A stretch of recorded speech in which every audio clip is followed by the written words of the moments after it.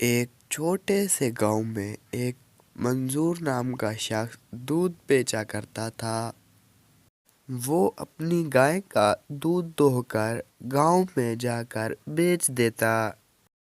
اس کی ایک خاص عادت یہ تھی کہ وہ راستے میں کچھ پیسے اپنی چھوٹی سی بیٹی کے لیے رکھ لیتا۔ منظور نے ہمیشہ کی طرح اپنی گائے کا دودھ نکالا اور بڑے سے برتن میں ڈال کر گاؤں والوں کو دینے کے لیے جا رہا تھا کہ راستے میں اس نے ایک پتھر سے ٹھوکر کھائی اور اس کا دودھ کا برتن گر گیا۔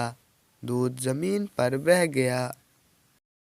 منظور کی آنکھوں میں آنسو آ گئے کیونکہ وہ جانتا تھا کہ اس دودھ سے رقم جو حاصل ہونی تھی وہ اس کی بیٹی کی فیس کے لیے تھی۔ یہ سب ہونے کے بعد وہاں پر موجود تمام لوگ منظور کو تسلی دیتے ہیں۔ وہاں پر موجود ایک شخص نے منظور سے کہا، بھائی، یہاں جو کچھ بھی ہوا وہ قسمت کا لکھا ہوا تھا اور اب افسوس کرنے سے کچھ بھی حاصل نہیں ہوگا۔ منظور نے ہمت باندھی اور اپنے دوستوں کے ساتھ کچھ قرضہ لیا تاکہ وہ اگلے دن کا دودھ فروخت کر سکے۔ اب اس نے اپنی گائے کا بہت زیادہ خیال رکھنا شروع کر دیا۔ اس کی محنت چند ہی دنوں میں رنگ لائی اور اس نے چند ہی دنوں میں اپنی بیٹی کی پڑھائی کے لیے پھر سے پیسے جمع کرنا شروع کر دیے۔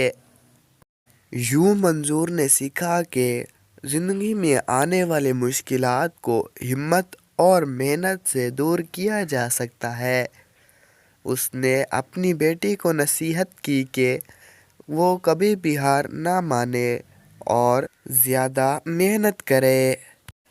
یوں منظور نہ صرف ایک کامیاب دودھ والا بنا بلکہ ایک کامیاب باپ بھی بنا۔